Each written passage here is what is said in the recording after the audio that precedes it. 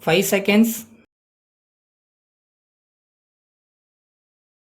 Start. Mr. Speaker, sir, the Honorable Minister and the Minister of State under the Ministry of Food and Agriculture have worked hard to improve food production and the condition of farmers. The farmers of this country are grateful to them for what they have done. On this occasion, I would like to point out that after independence, the government wanted to increase food production.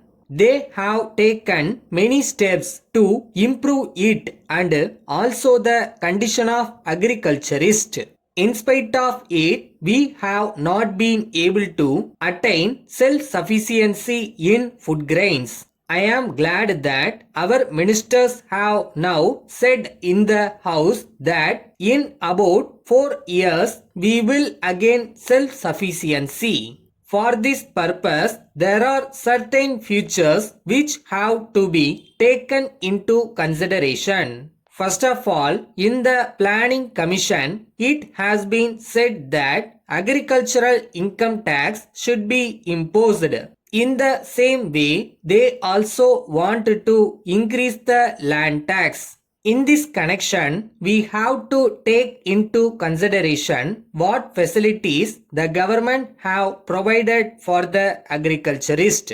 We see that the government employees get free education for their children. They get electricity and many other facilities. But in the case of the farmer, his entire family has to work to get the crops in time. When these people are suffering like this, I cannot understand why the government want to impose restrictions on the agriculturist.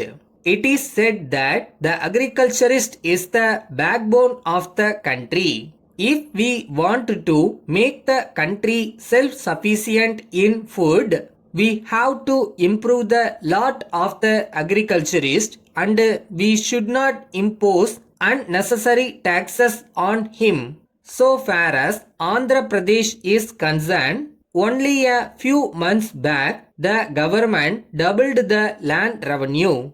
At the same time, there was increase in the electricity charges also. It is necessary for me to point out that the cost of agriculture has gone up on account of various factors. If we want to purchase tractors, the cost of tractors has gone up.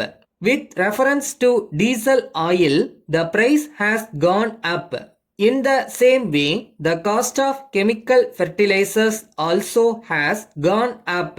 But in spite of all this, we may be happy that the agriculturist was able to produce something. Now, if the government want to impose the taxes as suggested, it may put a stop to production. If this is done, then I do not know what will happen to our country. Then we are hearing now and then from the government that in famine areas they are taking up permanent relief works. We have been hearing this for the last 2 or 3 years, but as a matter of fact, nothing is done. If the government are interested in giving relief to famine areas, they must pay attention to minor irrigation and extension of electricity to the rural areas. I would only request the Honorable Minister to take immediate steps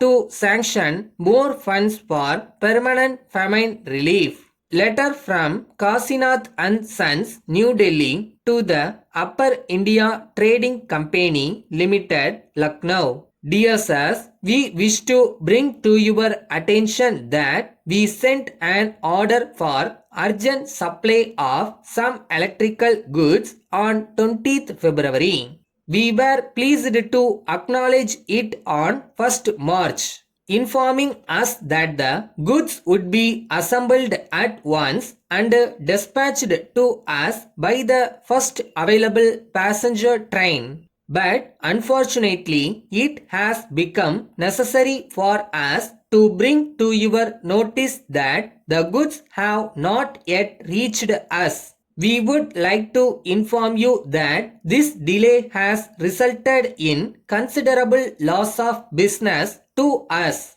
We are sure you will appreciate our difficulty and do all that is necessary in the matter. If the goods are not already in transit, we shall be much obliged if you take steps to expedite their dispatch and let us know by return of post when we may expect to receive them. Further, in this connection, we would like to inform you that if we do not hear from you in this matter within a week, we shall be obliged to cancel the order, which we hope will not happen. Yours faithfully.